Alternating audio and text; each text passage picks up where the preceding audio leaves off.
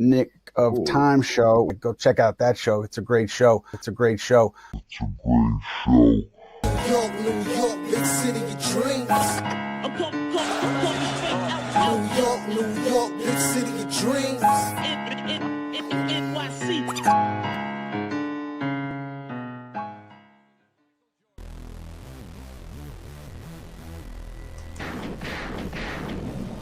What's going on? This is Jay Ellis from the Nick of Time show, here giving you that Knicks talk just in the nick of time. And guess what, guys? The Knicks just won again. That's right, on the road. That's right, beating the Pelicans 130-125 with contributions everywhere, and I mean everywhere, because the coach went 12 deep tonight. All right, OG Anunoby gives you 23 points, 11 rebounds, assists, 3 steals, and a block. Diawara gives you 18 points, 2 steals. It's 4 of 4 from 3. Sniper from the end. Karl-Anthony Towns with 12 points, 12 rebounds, and 4 assists. Bridges gives you 6 points, but 10 assists on the night. Our captain, our MVP candidate, Jalen Brunson, gives you a smooth double-double with 28 points and 10 assists.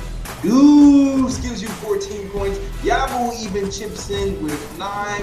And even though the Knicks got our rebound 48-58 to a Pelicans team that can't rebound very well, we still pull out the victory and hold them down to like 25 points in the fourth quarter. The Knicks put the clamps on, finally, in one of the worst defensive games of the season for 3 quarters. Turn it up in the fourth quarter once again and get the win. And we're going to talk about it all. Good, the bad, the ugly. Before I even talk about that, shout out to my pops, man. Happy birthday to my pops, man.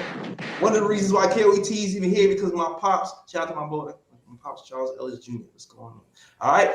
So let's start the show. Let's start this show. First and foremost, I'm going to introduce you to the man, the myth, the legend, the guy with the stats and the facts. Ryan G in the building. Glad to see another Knicks win. Those last 2 minutes just told you the difference between a team that's good and a team that's struggling. Absolutely. Championship pedigree shine through today. And of course, you already know it is the Latin assassin, ESPN contributor, Bleacher Report contributor, my guy Lee Escobedo. What's going on, Lee? MVP. MVP. Let's go. MVP. That's it. MVP. Man, every single time, Lee, when the game is on the line, I watch the game and I just do one of these. I just relax because Jalen Brunson got the ball. He got it in the bag. But you know what?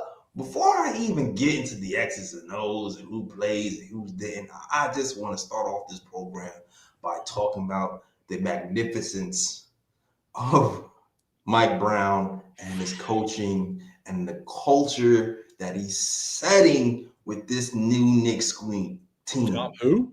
Yeah. Last year, you heard Mikal Bridges complain about not utilizing the bench enough, and we can use more bench. This is not to down Tom Thibodeau, because we did support Tom Thibodeau when he was here. But at the same time, you have to recognize the magic that is happening now with these new 2025-2026 Knicks. And it starts off with Diawara starting once again. Deuce is back. Deuce could have easily started and no one would have batted an eye. But Mike went 12 deep, started Diawara, who had 13 points in the first quarter, brought back McCullough, who had an impact in the Atlanta Hawks game. You already know Tyler Kolek's already been in the rotation for like a few weeks already. And then you saw some Trevor. He went through the whole gambit. This is not a team that I'm used to seeing play the young guys to this degree. And for some reason, we are simultaneously chasing a championship and developing the young guys at the exact same time. And I never thought I would see this day. I never thought I would even see this. So I am extremely, extremely elated to see this happening, because even beyond this season, when it gets to next season, when we have to fiddle with the apron and figure out what we're going to do with the cap, we got guys like Diawara, we got guys like McCullough who we can still put into the game on the cheap and still be able to operate in the second apron, under the second apron, and still build our team as a championship team. This is what developing the youth looks like. This is what a complete coaching overhaul did for us, and I'm happy to see that it's manifesting itself right now. 18 points with Diawara, 13 points in the first quarter. Lee, I'm gonna start off with you. What did you think of the game today? What did you think about Diawara today, man? I don't know how you can watch the first third of this season and walk away 10 toes down in Tibbs fan TV. I just don't understand it. I don't see how you can see it. Tom Thibodeau would not have started Diawara. Tom Thibodeau would not have even played Kevin McCullough Jr. Tom Thibodeau would have never trusted and closed with Tyler Cole in multiple games in the regular season. Tom Thibodeau would have never had Landry Shamet as a full-time starter for a stretch. This is new territory across the board. 12 deep in December? Yeah. Yo, you cannot watch this product on the floor and say, wait. Things were equal or better or the same under Tom Thibodeau. You must be drunk or blind to try to make that argument. What I see on this TV is a smattering of difference. And I mean that clear, because you're seeing zone defense in long stretches. You're seeing players go small ball, 3 guard lineups for long stretches. Yeah. You're seeing the game plan being thrown out the window to ride the hot hand to close the game. You're seeing an offensive shell that is so in place and so trusted by the players that execute it, that any guy off the bench can come in and thrive in the specific zones that these actions are generating on the weak side. That's not Tom Thibodeau. We talked about it for years, Jay Ellis and Ryan, about how that shooting guard spot was a weak offensive role. You got 2, maybe 3 shots in that offense, and all of them were going to be 3-pointers. You wouldn't even ask to attack closeouts. You would catch and shoot. And if you missed, you were on the bench. Not for a quarter, not for a game, for a couple of games. That's not what's happening here. Yabusele struggling, out the rotation, back in the rotation, trusted, giving shots in the offense. This is a brand new day, y'all. Yeah. And Diawara to me, has been the most recent recipient of the high-powered vibes, the high-powered offense, the trust of the teammates. And the one equalizer in all of these different rotations and added players is Jalen Brunson. MVP is going to dominate off ball as much as he is on ball. Mohamed Diawara is not just getting lob opportunities or catches and cutting to the basket. He's creating up a dribble. Put up threes with the dribble. He's attacking closeouts. He's hitting up 2. Hold up for a J. Yo. Listen, man, I don't ever want to go back to a Tom Thibodeau era, and I'm a fan. All right? Thank you. Appreciate the services. For the stat chart side of MSG. I want you there when the banner's raised this year, and you give you a complimentary ring. But we have moved on. All right? We've moved on, and we're better for it, and we are cooking this season. Everything but the statue. Everything. I want you everything else. The statue. We don't need the statue though. RJ Ellis. It's too far. Everything. He can say the back of the parade. He can say. That's a lot of marble. You got to bring in a lot of marble for the Tom Thibodeau statue.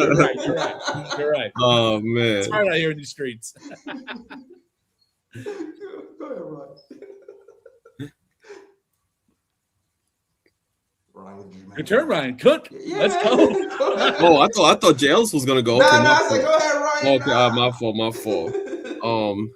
I wholeheartedly agree with Lee on the standpoint of after seeing what Mike Brown has done with this team, I'm not trying to go back to the Tom Thibodeau era either. Like, I get it. I thank him for what he's done for this team because he set the foundation for this team to get to that next level with another coach. So Tom Thibodeau will always be in Knicks fans' hearts, but under Mike Brown, this team has evolved. And the thing is, I've even seen Mike Brown even run a play for Diawara, and I was like, what the hell is going on? Because I think there was one play in the game where I forgot who had the ball, but Diawara was running off of screens to the ball, and the ball was meant to be in his hands, and he actually created off of that and hit a 3-point. I was like, that's what's going on now. We running plays for rookies? Yeah. So I mean, under Mike Brown, there's definitely evolution with this Knicks team. But overall, I felt that in the game, the Knicks were playing into the Pelicans' hands, and that's why the Pelicans were able to get off to a good start early in the game because the Knicks were playing fast. And I feel like, although I know one of the changes they wanted to make this season was for this team to play faster, but sometimes I feel like if a team strives in a fast-paced game or in a fast-paced environment, you cannot play to their strengths. You have to play to their weaknesses. And I feel like the Knicks and I feel like the Knicks are versatile because, yeah, you're trying to implement a faster pace into the team's offense, but at the same time, this team is used to playing half-court ball. This team can play both. This team can play both styles of ball. The team can slow the ball. The team can slow the game down and play a half-court offense, and the team can also go fast if they need to get open shots, in a fast-paced game. And I feel like early on they were playing a bit too fast, playing into the Pelicans' hands because the Pelicans are one of the faster-paced teams in the NBA. And if you're playing fast, that pretty much is going to get the Pelicans going because that's the type of game they want to play. So I felt like that was the error early on in the game, which helped the Pelicans to get that early lead and play so well throughout the game. The difference was the fourth quarter, because when the fourth quarter comes, that's when the game kind of slows down. The Pelicans were hitting their shots. The Pelicans, they did a good job, taking away some things the Knicks do well in the game. But at the same time, the last 2 minutes of the game was the difference to me, because when crunch time comes, that's the difference between a good team and a team that struggles, because a good team knows how to execute within those last 2 minutes, and a team that struggles are still trying to find a way to execute in those last minutes. And there was some big shots in this game as well. Brunson struggled all game, and then when the fourth quarter game, this guy just started hitting shots out of nowhere. Deuce had a big three as well, hit major clutch free throws towards the end of the game to help seal the game, and also great defense on Jordan Poole as well, because that last possession they tried to get the ball to Poole, and Poole tried to bait him into a foul, and Deuce had the wherewithal to back up and force Poole into a bad shot, which pretty much ended the game. So overall, the team, although I feel like the first 3 quarters or so, they could have done a better job with the pace of the game to try to slow the Pelicans down. But in the fourth quarter, when it mattered, this team showed that when the game is on the line, they know how to execute. And as Allen said in the game, this team's motto is find a way, and they definitely find a way time and time again to pull out a win when it's close. You know what, Ryan?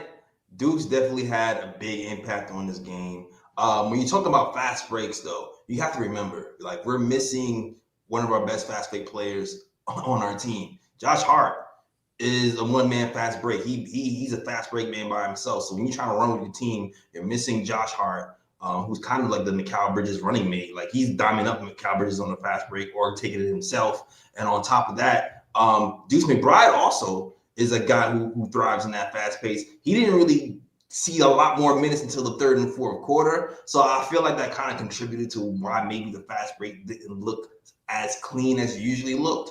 But even though that was a thorn in our side, the defense was still atrocious. It was the worst. It was the worst 3 quarters of defense I've ever seen as a Knicks fan this season. I know whatever hair Mike Brown had left is out. I know he was because it was bad all around. The 3-point was bad. Saddiq Bey looked like freaking Michael Jeffrey Jordan out there in the first quarter. We couldn't stop anyone. I'm actually what he saw in the first quarter and why you felt like the 3-point defense was bad. To me, I saw a lot of matchup hunting. I saw a lot of attacking Brunson. I saw a lot of attacking Cat on switches. And that's what I saw was the main culprit for the bad defense. I don't know. What did you see, Lee? I think you're starting off on fire. Jalen Brunson is always going to be hunted on defense. I think he's done a better job this year than any year in guarding up. And not giving his man a lot of space. I thought Cat was the biggest culprit in the second half, the first quarter and the first half of the second quarter. If you don't, all right, you're not getting in drop coverage, right? We didn't play drop early until a little bit in the second half. So that means that you're going to play at the level. But if you don't play at the level, if you're going to guard a three and emphasize a three over the 2-point shot, get up on your man. Facts. We're leaving Saddiq Bey a hot shooter, and we did the same damn thing with I can't remember who it was in that Detroit series that was killing us from three. No, it wasn't Beasley. It was Schroeder. So yeah, Schroeder, yeah. To me, it's like if you have a game plan, execute it. Right. And Cat, I thought, was the biggest culprit in allowing Bey to hit those threes, second only to the porous. And this has been an issue for seasons on seasons, the porous screen navigation. Now, I also understand our best screen navigator, our second best screen navigator, in my opinion, is Landry Shamet. Deuce McBride's number one. And we don't have Shamet. So that Lee and Deuce is coming back off of an injury. He's not 100% yet. He even had an unbelievable game. I would have him the hard hat and Tim's, as I was saying before the show started, because I thought his point of attack defense was excellent. I thought when he got switched on to Bey in the second half of the game, he slowed him down, and then they put him on Jordan Poole and slowed him down. So it was like, bro, absolutely one of our best defensive one-on-one players besides OG Anunoby. To me, is Deuce McBride's ability, as I've been saying all season, to guard up. But most importantly, navigating screens. We either got killed on a screen or went under on screens, and that left so much space for these shooters to go off and start building momentum. And they're not a great three-point shooting team. So if you don't execute the scheme to allow them to have these advantages, you're giving them a leg up that they wouldn't have otherwise, because they don't have a natural movement shooters to be able to trade off the dribble. Why would you execute on the most limiting factor of their offense? We didn't, so we got killed. Now, there was one benefit to that, because it didn't get Zion Williams in pick and roll action until the second half. And then that killed us. But if that would have been going, I think there a reversal of that offensive focus, and they would have been more pick and roll in the first half and more three-point shooting in the second, that would have given us, I think, a bigger scare going to the fourth quarter in crunch time, because now you got hot shooters and you have a pick and roll that's been cooking all game, but then it's trying to figure out how to score on. But them not going Derek Queen early, I think, was also to our advantage. I was watching Saddiq Bey going off, and I was like, we can win a game where Saddiq Bey is a high scorer. We can win a game where Saddiq Bey has a career high. So there were things that I was like, all right, those are advantages for us, but the process and how we got there, to me, was an Achilles heel. You can't constantly die on screens, not communicating for your man to pick him up early, or even try to overplay the screen before it comes. So you put yourself between the screener and the ball handler to cut that off. There was none of that until the fourth quarter. Then they started finding to adjust, but that first quarter got them in rhythm. And I was like, damn it. They weren't playing a super long rotation, but I was a little bit worried because they don't have a standard five about how five out they could go. And if we're guarding all five guys the same way, that's five guys that could potentially have a hot hand. Good points. All good points, man. I always said about pick and roll defense. Pick and roll defense is more than one person. It's about two people. And one of the biggest things, the problems I have with Karl-Anthony Towns sometimes, especially last season, was he would a guard would get screened and he wouldn't show up at the level like Lee would say, and which leaves like a wide open three. And it's like, you can't just be dropping on these 3-point shots all the time. But I thought, it's funny enough, I felt like Cat and Deuce was part of the comeback, because and OG as well, because I felt like for the end of the third quarter, Mike Brown got into them, screened them a little bit. I feel like OG forced a lot of turnovers, blowing up dribble handoffs, get into the open court and get some steals. I thought that started some things going. Deuce McBride scoring off a fast break. Deuce and Karl-Anthony Towns hitting back-to-back threes. And I think it was the third or fourth quarter after 2 defensive stops in a row, which is something we didn't see for 3 quarters. Really helped blow the game open.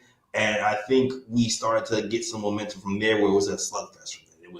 I feel like I was watching an OG Anunoby versus Zion Williamson, like heavyweight fight. It was like, oh yeah, I'm gonna hit you with a body shot. I'm gonna hit you with a body shot. Those two was going at it. I was thoroughly enjoying it. I do feel like OG guarding Zion took his legs, because his 3-point shot was flat the whole entire night. So he had to kind of like get to the hole a lot. But I enjoyed seeing OG and Zion go toe to toe.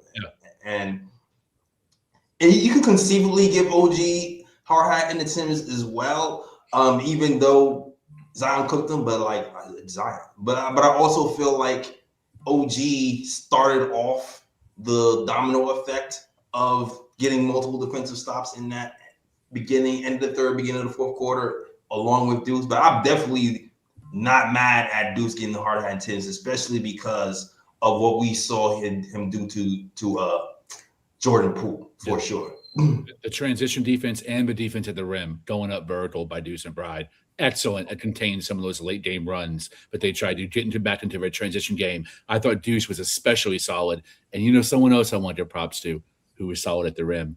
BBL Selly. The three-pointers. Yeah. My Brown system can give me an open three-pointer in that system, right? So that's not something I put a whole lot of weight on. It's the rim protection, moving those puppies around the rim and around the basket, going up and defending. He had a couple of really good stops, I thought, on Derek Queen, guarding him one-on-one. I was like, okay, BB Selly, that's how you get minutes. Yeah. It's the defense that's going to get him minutes and back into the rotation. I don't think he can ever really get his ninth spot back, but he could be that +5 that keeps Shamet maybe further on the bench when he finally returns. And I love Shamet. It's a crapshoot. There's so many guys you can play. We're so damn deep right now. It's unbelievable. But Yabusele, I thought, was brought in here for his physicality and his special ability to play the 4 and the 5, which I've always talked about this season, the importance of that. Going to the playoffs, you got to have that guy that allows us to go small and truly 5 out, but also on the other end can switch on defense and keep his man in front of him on the perimeter by using his wide upper body. Because most of these wings nowadays, they're not Michael Reds anymore. They're big Trey Murphy, strong, Herb Jones type guys. So you need someone with some muscle. And that's why Yabusele was brought in, because the rest of that bench rotation is very small outside of Mitch. So I would love Yabu to come in and make me look like Nostradamus and saying I wanted him this summer. But, it's up to him. If he wants to continue to shed weight and get in game shape and defend the rim, to me, I loved his rim pressure tonight. It was the best of the whole season. Yeah, right. Yeah, definitely. Yeah, I think tonight was probably Yabusele's best game as a Knick. I can't recall any game this season where he's played better than he played tonight. Overall, Yabusele is going to have to show me a bit more consistency with these type of performances. One game isn't going to save him in my book. But I'm glad to see that he stepped up tonight when given the minutes. And I think he had over 10 minutes tonight, and deservingly so. He played well tonight. And also, I think he knocked down 3 threes as well, if I remember correctly. So, on both sides of the ball, he played really well, and you have to give him his props. But this is the type of performance that we need to see from him on a consistent basis. You can't have like one good game and then like have 5 other bad outings. He needs to consistently show this effort on the defense side of the ball. And as long as he shows that effort, then he's going to get more minutes. The one thing I will say, because he did have the best game as a Knick tonight, fourth quarter, Jalen Brunson wanted to have his head, bro. I don't know if you saw that. Jalen Brunson wanted to have his head. Mike Brown, being the coach Mike Brown is, he played some good minutes. He's trying to give him some more confidence. You know what? I'm going to put you in there in the fourth quarter with the game on the line, 4 minutes left. I'm going to buy OG Anunoby some minutes so he can get a breather to put him back in. Put Yabusele in. I think from what Alvarado was saying, Yabusele was supposed to set a screen. And he did on offense. He ended up being lost. Brunson, being the MVP he is, makes something out of nothing and hits a 3 anyway. But after he hits a 3, screams out, "What the F are we doing?" Yeah. And then he panned, and you see Mike Brown looking at Yabusele. Yabusele had the blank stare face on. So he had a great game, but he got to pay attention, man. Got to pay attention, for sure. But Green Bay, great game by Yabusele. So best game of the season. Mohamed Diawara for sure. Deuce McBride, hard some pen. Did you want to say something more about Mohamed Diawara? I would love for the 3 of us to have a combined conversation on being the first 3 members of a Diawara fan club. We were on him early. Listen, I know everyone is trying to claim to be the president of Diawara. We were on him from like game 1 of Summer League. Pause. Just the size, the fluidity, the handle, finishing on the rim, the shot mechanics, everything, the full package. We saw the beta version of what he could potentially become. I definitely didn't expect season 1. I had no idea he would even, not just the minutes he's playing, but back-to-back starting opportunities. Yo, man. Like, listen, I like the fact that Mike Brown, I almost said Tibbs, oh my God. Mike Brown said, you know what? I'm keeping size and length in that starting unit. Yes. Like that, I like the focus on that, especially when a matchup demands it. New Orleans, they're missing players, so not as big as they usually are, but they're big and athletic, and they're all very coordinated. There are a lot of guys who put the ball on the floor. Derek Queen's, that front court, Crazy. Yo, that's crazy work. If you took that front court back to like 1995, that would make everyone decide to have a heart attack. They wouldn't know what they were seeing. Two big guys, 6'10", 6'9", putting the ball on the floor and pulling up for mid-range and threes and passing like a point guard. Very dynamic. And I thought the use of size and the focus on size was essential. Diawara, there's a lot to like, man. I'm going to point out a few things I took notes on. I like that we ran plays for him, and I like that we got him in action early.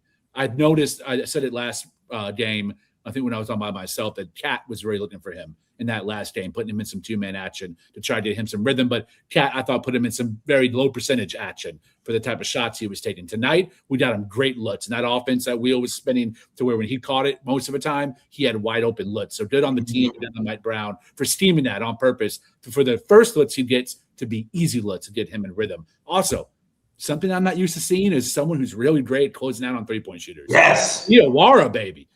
Whoa. I mean, listen, man. I really wish that like Tibbs had been playing at least like Kevin McCullough Jr. or Pacome Dadier last year to see if they have some of this, because that killed us.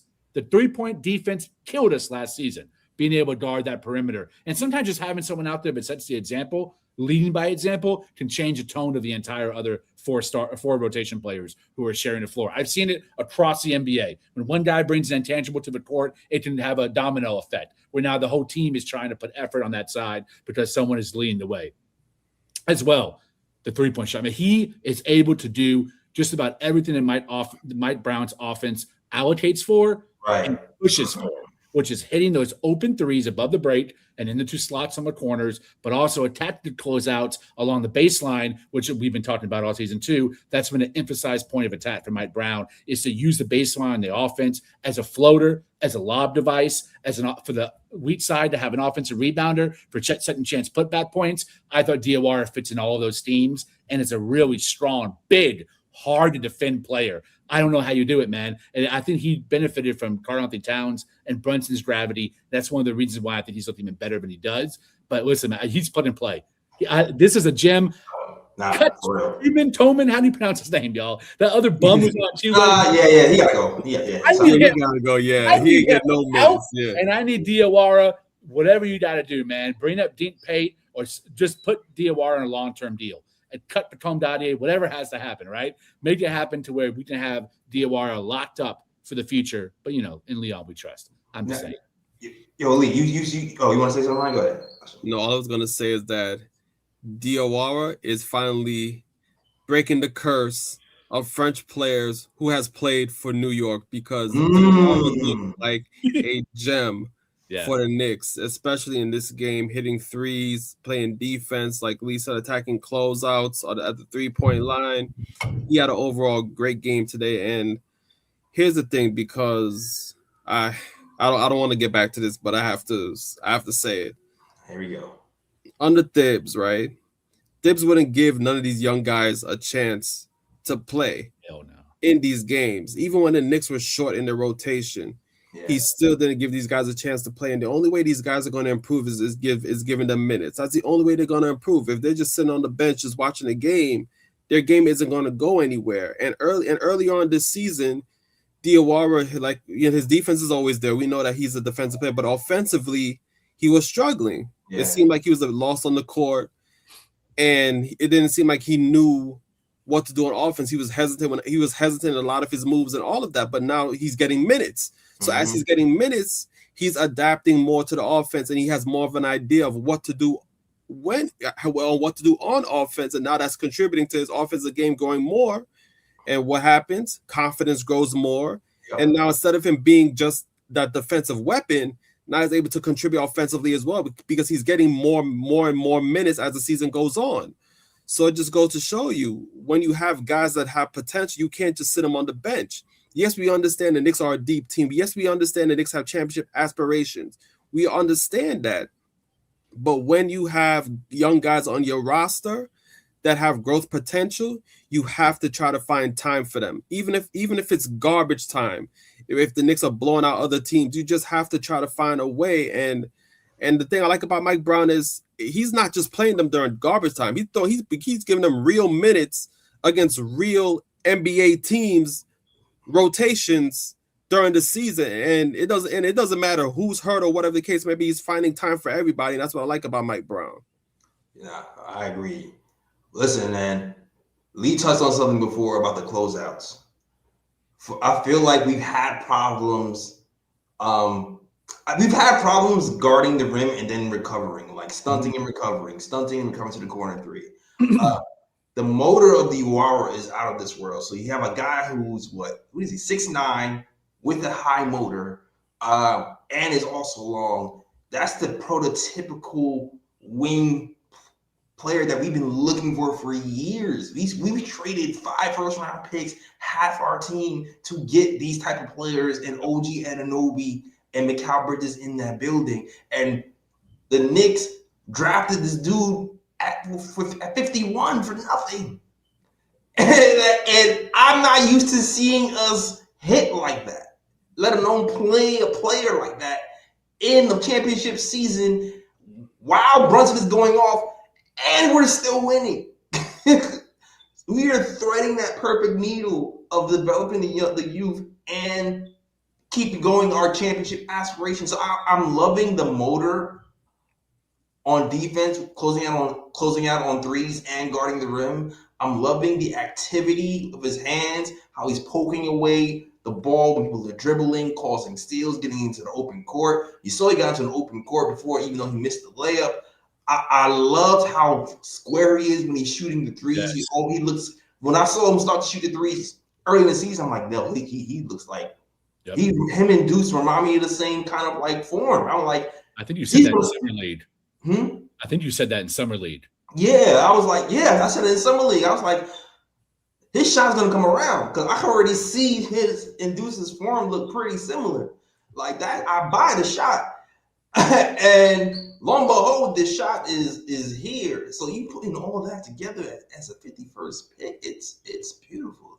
I want to shed a tear watching an OG Anunoby, Mikal Bridges, Diawara defensive unit, even though we didn't do well defensively. But like the potential to have like multiple wing players here as we move into like the modern NBA finally is something that I'm excited to see. So like, great job with Diawara. Jake, great job by Mike Brown, who instilled confidence in him by starting him again against the Pelicans, even with Deuce McBride back. That's the thing that boosts your confidence. Shout out to you. And to be honest with Lee, I was watching the Atlanta Hawks game when Jalen Johnson was going off in the second half. My brain was like, well, maybe if we put somebody who's 6'9" and has a wingspan, maybe he wouldn't go off in the second half as much. I was thinking that. I'm not gonna hold you because he's the prototypical guy who can guard somebody like that. And I digress. I'm happy. I'm extremely happy with what I'm seeing. When you talked about threading the needle between development and championship, that sounds an awful lot like a team in Oklahoma City last year that won a championship while developing Cason Wallace and AJ Mitchell. Sounds an awfully lot like the same, which as I've said, we're looking championship level on every single metric, which why in the big year 2025 going to 2026, if you're still Tom Thibodeau TV. Oh my God, bro. Oh, hell no, man. What the fuck? I'm saying that Tisman gotta go, man. Oh man. Lee done uploaded his own sound effects on my day off. Listen, this is what happens when you let me go. Solo show. Man, I learned everything about StreamYard, man. I'm ready to cook. Oh my God.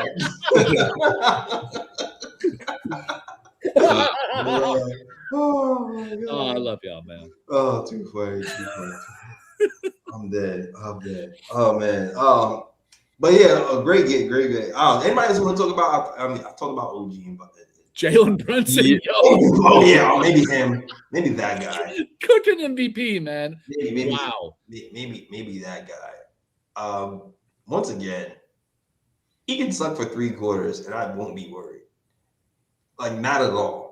And it's funny, like, I'm so used to seeing this. When the game is on the line in the 4th quarter and it's a tight game, I am not worried at all. I'm like, wait, what is he? He's 0 for 35? Okay, he's about to hit 10 in a row. And every single time it happens, like clockwork, game's on the line, step back 3 and 3. 2, step back 3. Like it happens every single time. If this man isn't in the MVP candidate by now, if you still have to be convinced that he's not a 1A, I don't know what to tell you, bro. Even Brandon Jennings talking about, all you gotta do is put size on him, and you're gonna slow him down. I don't know if you can ask Atlanta Hawks what happened when they put size on him. ask the Pelicans what happens when you put size on him. He didn't slow down nothing. 28 points, 10 assists, and another clutch performance by Captain Clutch himself, Jalen Brunson. Definitely. He's probably the sole reason as to why I don't worry about the Knicks no more when games are on the line, because whenever a game's on the line, he shows up. It's to a point now where I'm surprised when the shots don't go in. Yeah. It's like that's how crazy it is when it comes to fourth quarter heroics by Jalen Brunson. But yeah, he was cold for the whole game. Then the fourth quarter popped up and he was like, okay, you know what, superhero cape on, let me get to work. And that's Jalen Brunson, man. You can never count this guy out. And yeah, it doesn't matter who's on him. It doesn't matter whether it's somebody his size. It doesn't matter whether it's somebody who's bigger. He's gonna find a way to get buckets. And he's so crafty with the ball. He knows how to get around players that got size. So he's one of those players that's nearly impossible to stop. It really takes a team effort, and the Pelicans did double him late in the game and, force him to give him the ball sometimes, and other guys stepped up, to get buckets, to keep them, to keep the momentum going, and to get them to the win. I think when I see those doubles come, I think that's when I miss Josh Hart, because when they start doubling Brunson late in games, then Josh Hart kind of like gets into that paint area, free throw line area, and Brunson just passes him the ball. Then Josh Hart's able to make the right reads according to the defense when he gets doubled. But overall, Jalen Brunson does Jalen Brunson things, and yeah, he stepped up in the fourth quarter when needed. I have never felt this way, but I do about this season. Like, I've been, Jalen Brunson obviously is going to instill a level of confidence in you as a fan when you're used to watching Tony Douglas level point guards run the Knicks. Jalen Brunson's like elite. He's top 3 guards in the NBA, maybe top 2. Him and SGA, it's depending on how you view Luka. But this season's brand new, and I think it's a supporting cast. It's one thing to have Brunson, and then you also look and you got Fournier or Grimes, or I'm not trying to diss these guys. RJ Barrett, I don't know if that 3 off a catch is going to go in. Now I look around at this team and I'm like, oh damn.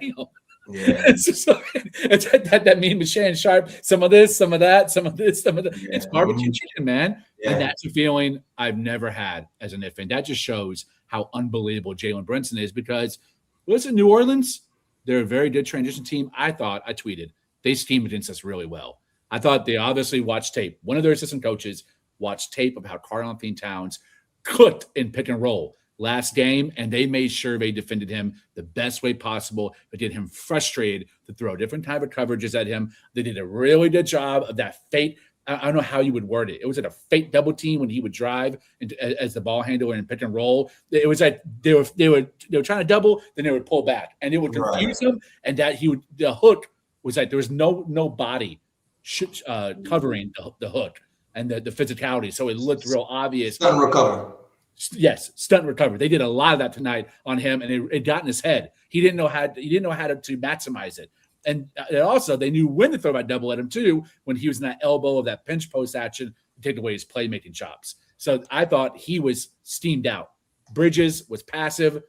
Fourth quarter, you need MVP time. And that's when Jalen Brunson was like, barbecue chicken. It don't matter who you throw at him off of a screen. Barbecue chicken, the whole team. Because without Herb Jones, you don't have an elite defender. And even Herb Jones, he's going to cook Herb Jones. If you put Dyson Daniels, he's going to cook Herb Jones. Come on, there's no Brunson stopper in the NBA. His assortment of pivots and counters and pump fakes and just jabs, bro. Listen, man, I'm about to make a hyperbolic take. What I'm watching with my own 2 eyes, which are not basketball trained but are just pure cerebral watching, he looks to me better than Allen Iverson because of the shooting.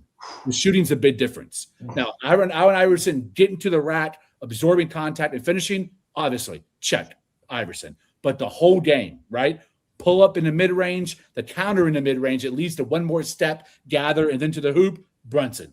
Everything above the 3-point line, everything. Catch and shoot, motion, off a screen, off a curl, Brunson. So overall, and I say that not to denigrate Iverson, because Iverson is a god, in my opinion, basketball-wise. I say that because Iverson took a bunch of bums to the finals against the Lakers and won game 1. So what I'm saying is Brunson has a better cast, better team around him. You can argue maybe even a better coach at this point, and he's a better player. Why not us against the best team I saw of the 2000s and Shaq and Kobe? So Jalen Brunson, man, unbelievable MVP level performance tonight. I'm scared to even talk about that. because the Church of Allen Iverson is real, all right? It is. The Church of Allen Iverson is real. I can talk basketball reasons why that might be an actual thing for real. Starting with shooting, even with shooting. That the shooting, but the ability to play on and off ball. Allen Iverson could never play off ball, and I think that's one of his really biggest Achilles heels. But I don't want to get into that because I don't want to speak Allen Iverson's name in vain. But I feel you because Allen Iverson is a cultural icon who changed the NBA, who brought the swag, inspired Jalen Brunson. Is the reason why Jalen Brunson had the damn sleeve on his arm today. So I feel you. I get. They both make their teammates way better. They both raise the floors of their teammates. And I think Allen Iverson's a better playmaker for others. Passer, he's had a little bit better court vision, I think, than Jalen Brunson. But free throw line back, give me Brunson all day. Yeah. Allen Iverson's handles is crazy too. He crossed my he's defensively better as well, even though Brunson's been solid this season. Yeah. I mean, we're talking about Hall of Famer, y'all. That's we're talking about Hall of Famer. Listen. Come on. Yo, listen. Jalen Brunson wins a ring, then it'll be easy to have this conversation. It'll be easy. It'll be right now. It's gonna be pitchforks and it's gonna be pitchforks and not calculators, but you know what I mean. No trading. Hell no. I'll say this in regards to Iverson versus Brunson. I do think Brunson probably needs to finish out his career before someone can say definitively that he's a better player than Iverson. But you can't make an argument that in some aspects he does trump Iverson in certain parts of his game. I'll just leave it at that. Right. We'll leave it at that. Fair take. Recency bias. Fair take. The one thing I will say is that you talked about this, Lee. The difference between now and before. The team that the Knicks have now is so much better than what they had before with Grimes. And there was time when Brunson would not give up the ball, even when double teamed. Yep.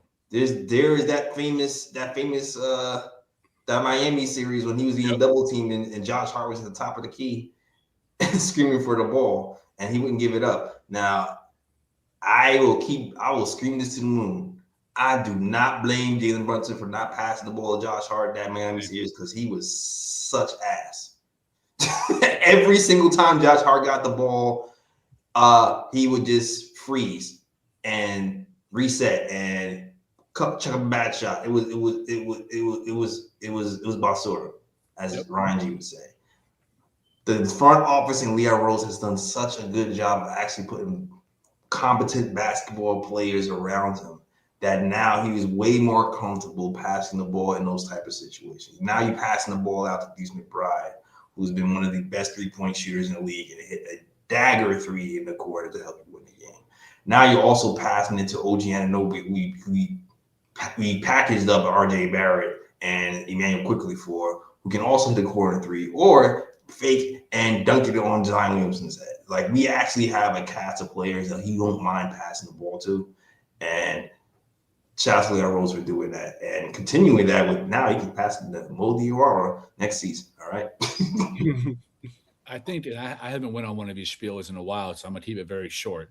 But I think us Knicks fans, we got to enjoy this moment too. I think it's easy to be like, and I'm speaking to myself right now. Like, I'm trying to calm myself down with the championship hyperbole, but let's enjoy what we have right now. I never, in my fandom, y'all, wasn't around for you. Well, I was around, but I wasn't cognizant of viewing. Right. My fault. That to just watch a game and you're down by 10, you're like, it's okay. We're going to end up winning. because Jalen Brunson's better than anyone else on the floor on the Right. other side. And Zion's on the other side. You're still saying that. Or Trae Young or Jalen Johnson. It doesn't matter who's on the other side. We usually have the best player on the court. I don't know how many seasons. I remember back 2009 going to some podunk bar in the sticks with my pops to watch the Knicks. I was like, hell yeah, Nate Robinson starting tonight. We lost by 30. And I remember leaving. Well, I remember asking myself in my head, why did I just do that? Like, why did I get excited, watch a game, watch us lose, go home, and know I'm going to do it 2 days later? I don't have that feeling anymore, y'all. This is brand new. This is like, not only am I not worried, we're going to win. And it's going to be spectacular. And it is. Every game, it's spectacular. Yeah, the closest to me was the Carmelo. Some of the Carmelo, like the 51 seasons, 54. There was a season where Carmelo Anthony was hitting game winners like every other day. And to me, that was like the closest I felt where it's like, oh, game winner, we got that in the bag. Yeah. It was then, and then maybe before that, maybe it was Jamal Crawford. Even though it wasn't like our best season. He was one of those guys where the game was on the line. He seemed to always have a knock for hitting some crazy shot. Not to the level of Jalen Brunson. I'm just reminiscing on. I know what you, but think about the surrounding teams Crawford had, and the surrounding team Melo had, and the surrounding team Brunson has. That's where my cockiness, if you want to say, kicks in. I've never felt this. I've never been this confident or cocky in my entire life about the Knicks. I mean, I've been talking they were going to lose, but now we're going to win. Yeah. And then maybe the 99, Allen Houston, until we got to the finals and lost. I felt that way when Allen Houston was playing. That one dribble, I was like, oh, every time he got the ball in the middle of the floor, I was like, ooh, one dribble pull up is coming. Cash!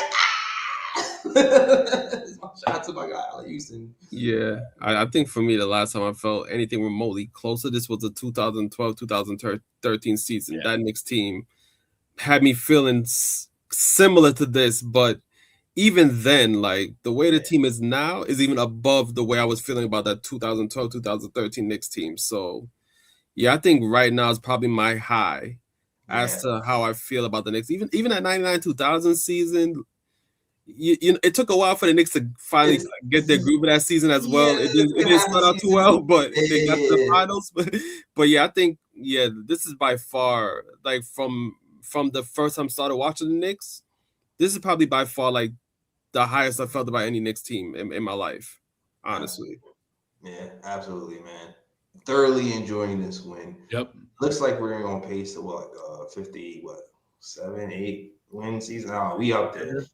And we out, and we're doing it with playing the young guys big minutes. So salute to Mike Brown, salute to these Knicks, and enjoy this win, guys. Enjoy this journey.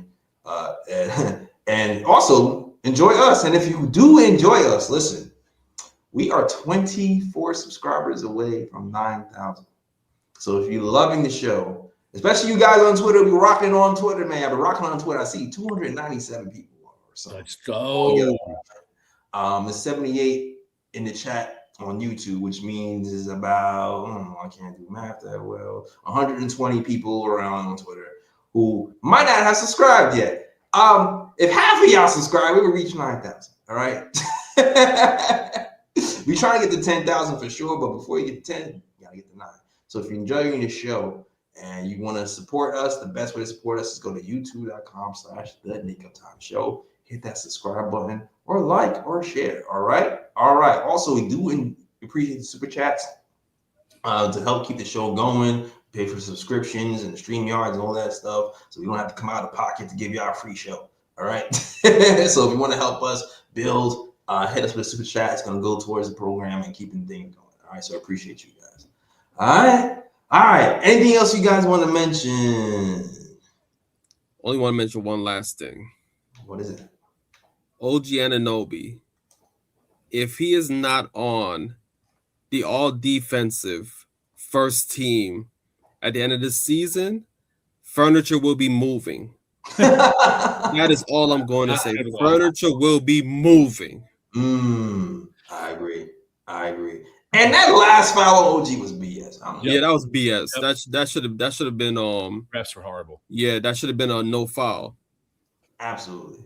And also, man, I'm so happy we survived the game without having a good rebounding game, but we rebounded when we needed to. It's Yeah. fun. It's funny. We had no offensive rebounds, and all of a sudden, Deuce gets an offensive rebound. I forgot who else got an offensive rebound, but we I found. think Bridges had one too. Yeah, and even with Bridges' bad game, he still ended up having 10 assists. And and just the way the game is going and the way Mike Brown's offense is kind of revealed itself, it allows Bridges to have a 10 assist game because he actually gets to have the ball in his hands. Yep. So it's like, all right, I can't score. Cool. I can affect the game in other ways by diming up everybody else. So you have a game where you got Mikal Bridges and Jalen Brunson both having 10 assist games. Great point, bro. Yeah. So, I only have one more thing to say. What's that? Hey, James Barreto, don't you wish you came to the Knicks? Don't you wish you came to the Knicks? Oh, my God. Oh, man. Great show, guys. All right. You got any bro picks, bro? Yeah, I do got some bro picks. All right. Now's the other part of the show. So the part of the show we like to call the bro picks. All right. Oops. Sorry, bro picks. Bro picks are usually something stupid, dumb, idiotic. That's what I'm pointing out. Let's say it's stupid, dumb, or idiotic. We call those bro picks. What's going on, Ryan G? I know you say you got some. Yeah, I got some bro picks. My first bro pick goes to Lollipop Head in Atlanta, Trae Young.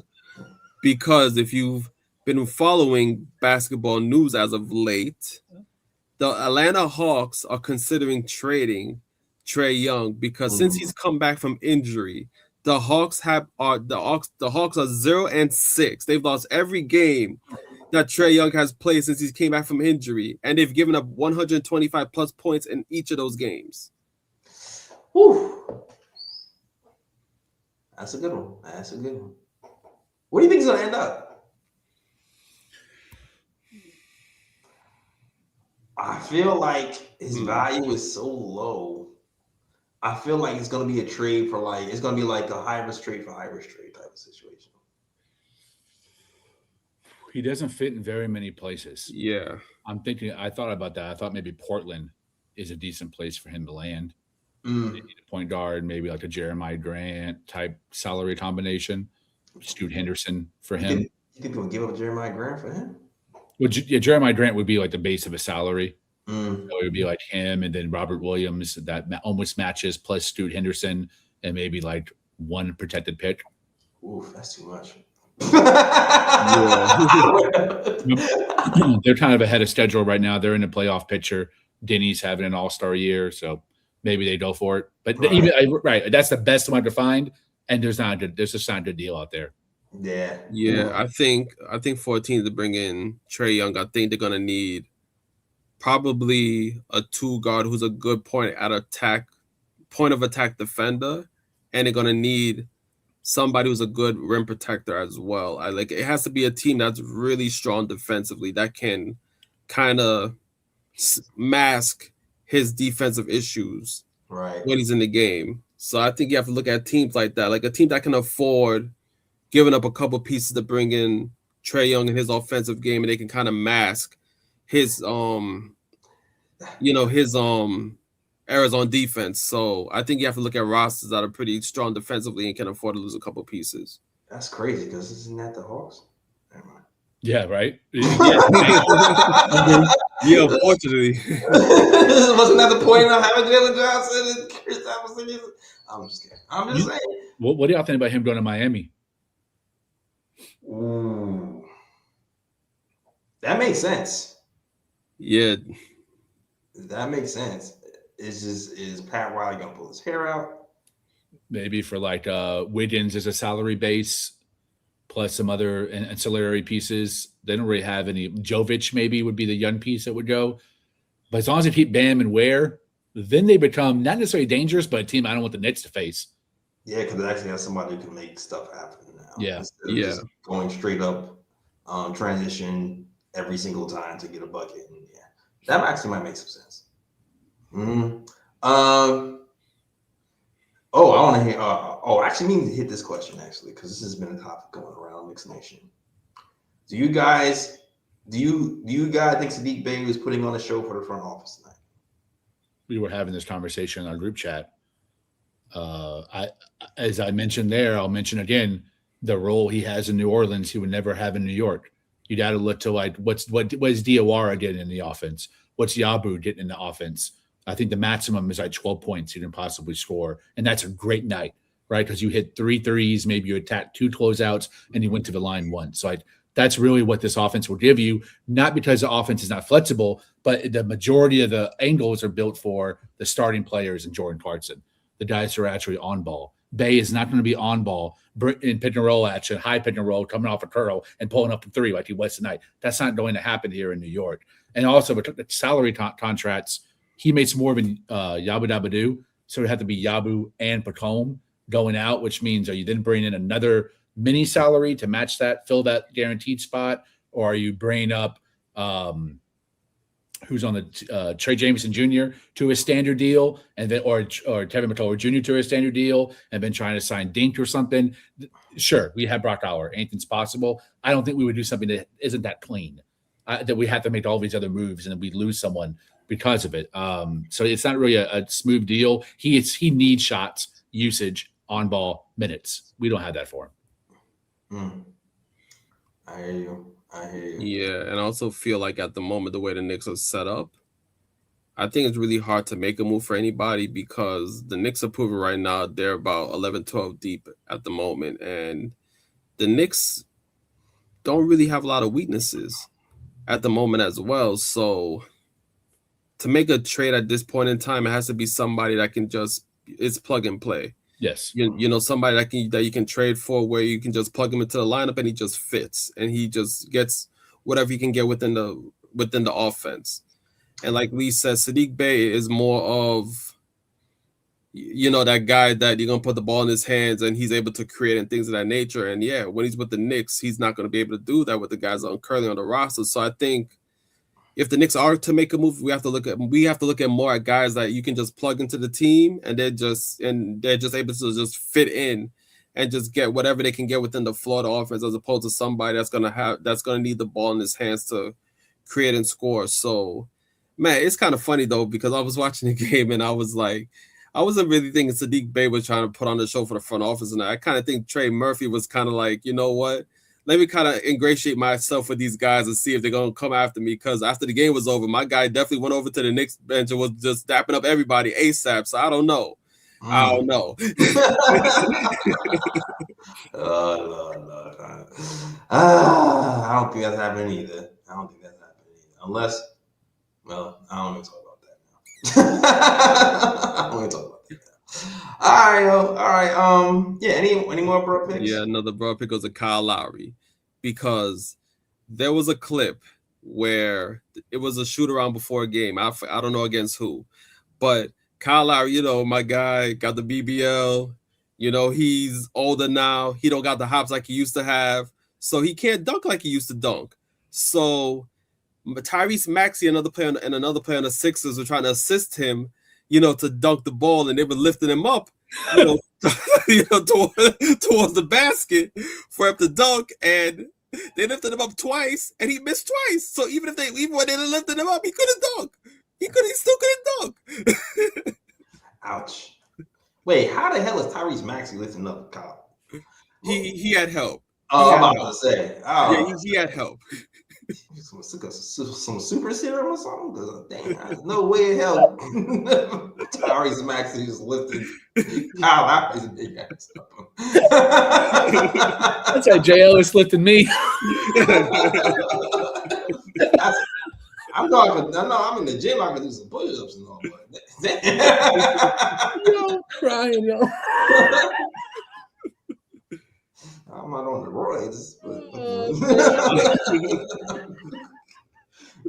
Oh man.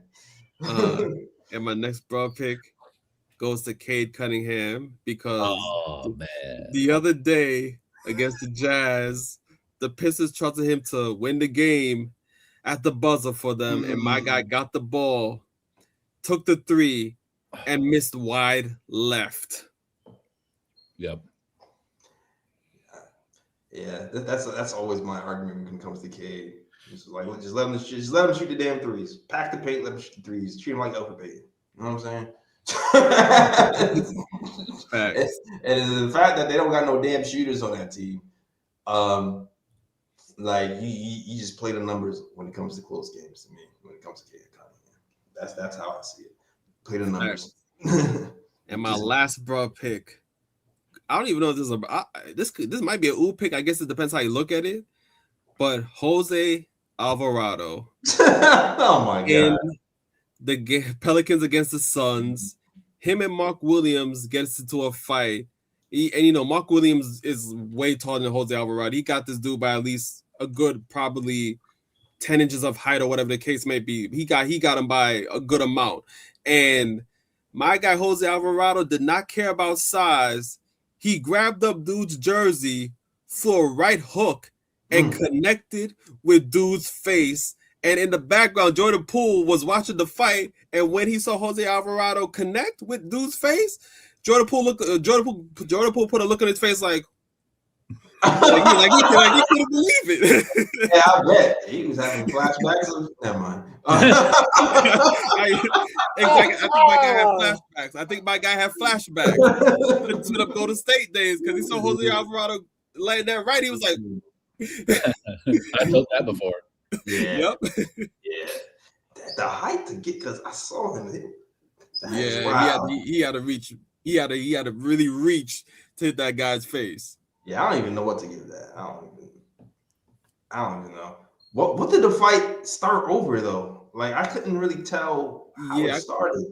I couldn't tell either. Like they were just grabbing on each other and looked like they didn't want to let go. Then it just got out of, and then Mark Williams started to like throw elbows at Jose Alvarado's face, and you already know when he started to throw elbows at somebody's face, that's gonna start a fight. Yeah, elbow would do it. Yeah, that's a New York dude for you. Okay. Yep. They do not care. All right, shout out to Jose Alvarado. If somebody was to get here, it might be him. But I don't know. We'll see. I like our team right now. At least he got the New York grits, so listen. I think he fit right in just for that alone. Talk about we need toughness. Well, yeah. What's tougher than swinging on somebody 10 feet taller than you? All right, yo, that's the show, guys. Thank you guys for watching. Like I said before, if you appreciate the show, hit that like and subscribe, and also, share as well. We're almost there. We're almost at 9K followers. The goal is 10K, but we're 24 away from 9K. So if you guys want to join the family, have some great post-game talks, you'll get some positivity, some breakdowns, some jokes, X and O's. We'll give you everything in between. If you love all that type of stuff, follow the KOT show. All right. Cool. All right. Lee, let me know if you find you, sir. On Twitter @_Lee Escobedo, LeeEscobedo. And I've been writing so many articles. I don't even want to annoy my people with like constantly posting all the links. But if you doodle me, Lee Escobedo NBA, you'll see all the stuff I've written recently. Had one drop on why Jalen Brunson can win MVP, and another one breaking down the brilliance of Howard Tollick, both for the Yard Barker as well as Heat that's coming out this week for the Guardian. All right. That's what's up. Writing it up. All right, Ryan G, let me know they can find you, sir.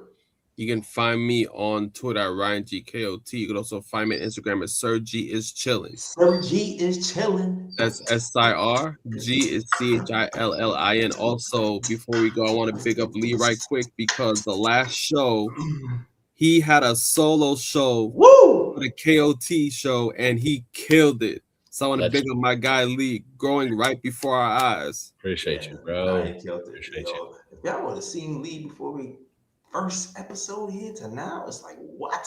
Yeah, it's a huge difference. Same dude. Yeah. Oh man. Listen, man. Bro. But man, I got two of the best to model my game after. So listen, there's a reason why Ryan G. Spent a whole season watching tape of my man get better as a co-host. JL is I'm trying to get better as a host when I have the opportunity as well. So definitely appreciate the big ups, man. I love you guys. That's cool. Yeah, we all getting better, man. I'm watching the game. I'm like, oh, that's a horn set. That's a horn set.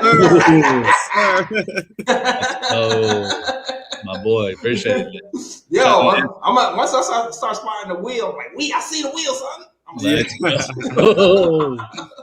Yeah, man. Shout out Eb, man.